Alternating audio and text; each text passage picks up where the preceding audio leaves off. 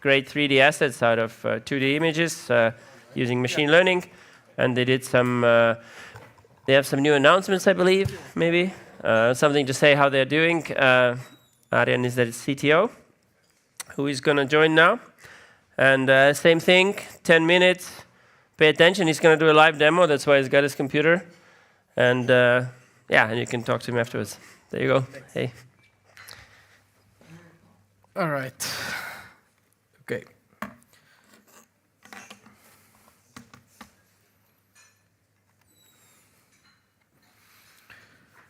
Let's see. Okay. Good afternoon. My name is Aryan. I'm the CTO of Alpha3D. Probably a lot of you guys know it already. It's my first time in Estonia, so happy to be here. Over the past few years, we've been working over basically transforming text or images to 3D, but it's always been a challenge. So nowadays, if you hear somebody does it, it's a good thing, but when you get to the demo, there's somebody in the background behind the curtain that's actually creating the models. There is always a challenge with especially the enterprises that if they want to go into anything in 3D, whether it's training, whether it's e-commerce, etc., it requires a very high upfront investment. So the whole idea of our company is to kind of break that process down. And for all the reasons that you all know, okay, yeah, the new generation is consuming more content than ever before. So interactive content is more in demand even. And the challenge is, let's say if you have a furniture company like Vitara or Vito or something like that, and then you have suddenly 10,000, 20,000 SKUs, yeah, good luck converting that with less than a few million euros. And that's all upfront without knowing if it's actually going to help the brand, the conversion, or anything like that. It takes hours and hours, months and months, depending on the size. It will take up to years to do something like that. And the quality, because the quality needs to be really good, it needs to be human-made. So I'm going to skip through all of this because, well, you all know the 3D. We know that we want to turn the images to 3D. So this is kind of a behind-the-scene demo. It's not connected to anywhere. This is our server. So my hands are here as well. So there's nobody behind the computer somewhere. I'm going to demo you two things. First thing is that we're going to do one picture. Let's say this is a game type asset, and then we do one other, which is a little bit more complicated. So this is pretty simple. Let's say, I don't know if you actually see it. Yeah, sorry about the sun. I'm trying to figure out if we can block the light from up there. No worries. Let me see if I can also just open it. That makes it a little bit easier. Yeah, we're organizing the cloud in front.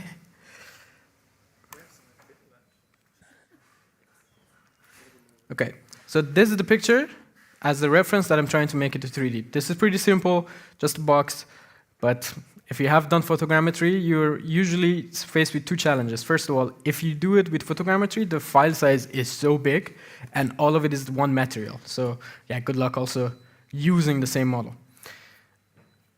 I just uploaded the same picture here, although you don't see it, but trust me, it's the same picture. And then we just push it. So this is right now being generated. Again, my hands on here for a very high quality PBR material, so physically based materials. It takes more or less around 100 seconds-ish, maybe a little bit less, maybe a little bit more, depending on the complexity. So in the meantime, I'm going to go back to the presentation. I have personally, before I joined Alpha, we had a 3D AR company. So this was our particular challenge. So whenever we would talk to a company, okay, great, they want to do it. They have 10,000 SKUs. And then you give them a code for 2 million euros up front, nobody's going to even reply to your email.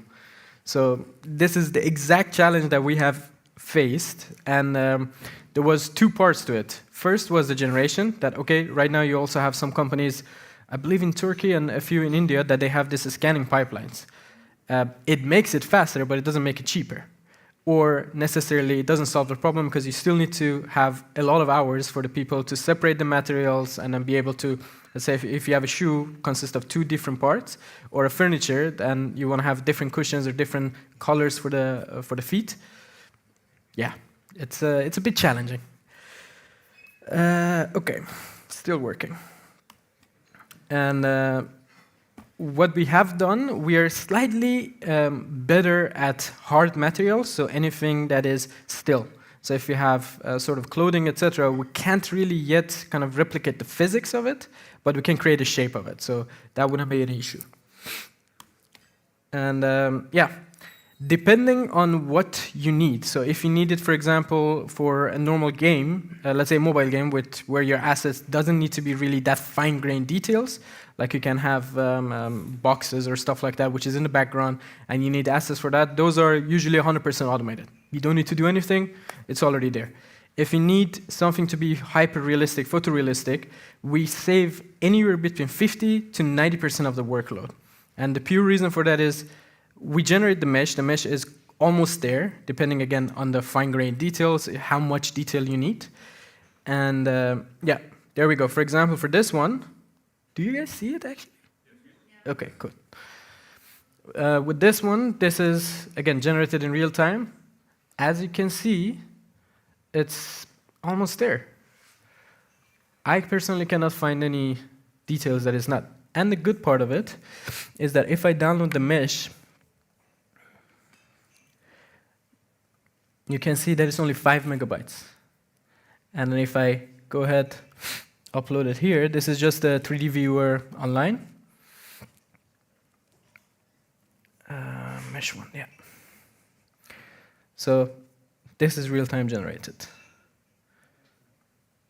So this is something that we are right now doing it with the enterprises. And the pure reason for that is, well, it requires some GPUs. We can do around 5 to 10 concurrent requests, depending on how heavy the workload is. But for the enterprise scale, for let's say the 5,000, 10,000 SKUs, we are deploying this as a separate GPU node. So we are exposing it with an API so they can kind of bulk generate it. And maybe you think it also costs a lot of money for having the GPU, but actually it's not. It would be around 2,500 euros a month if you completely have your own GPUs. We also have another set of pricing that we charge per model. This was one demo. I can do something that is also slightly more complicated. So I have a toy horse here. Again, I'm not sure if you guys see it. Do you see it? Okay, this is increasingly more complicated than just a box. So I'm just going to go ahead and try to generate this as well. In the meantime, let's do a text prompt. So I'm going to do, let's say, a horse eating a carrot. Yeah, give me ideas. So.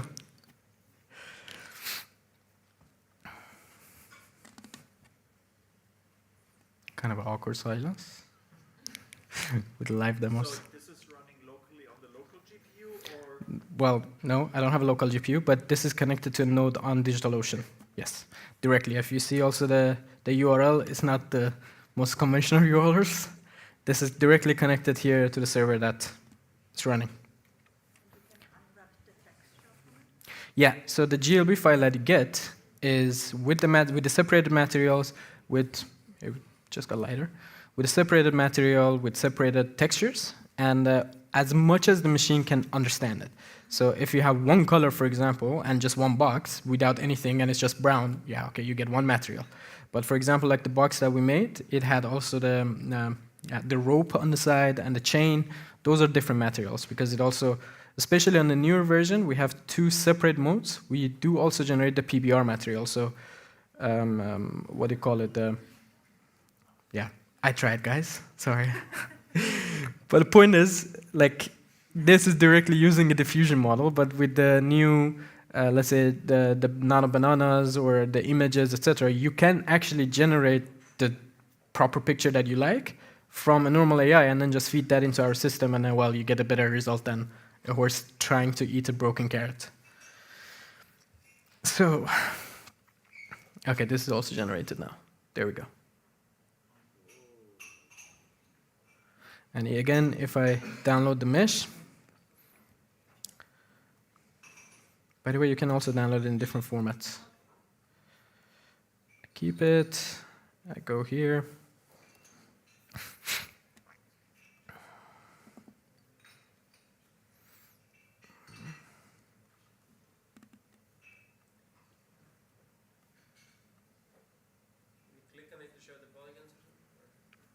I think there was some.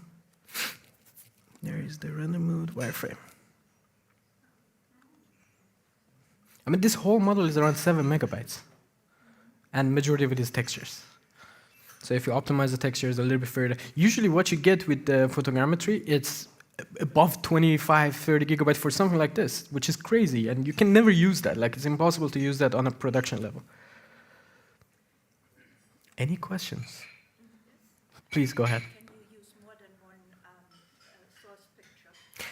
Yes, the challenge that we have right now with that, we can generate we can get as an input up to 4 pictures from 4 different angles. The only thing with that is that it doesn't generate the PBR material. So it gives you the mesh with the same accuracy and it gives you the textures, but you have to play with the roughness and the type of the material to get that same effect that you like. So if you have, for example, glass on one side and what do you call it, like a metal, and for eyewear, for example, we had this exact case. Within one picture, we can generate the PBR materials, but if you give it 4 pictures, the mesh is more accurate, but it's as if there's no lighting. So the textures are a little bit damp, so you have to work with that, but you can work with it. Any other questions? I think we're pretty much out of time, but let's thank you so much, Aryan. Thank you. And to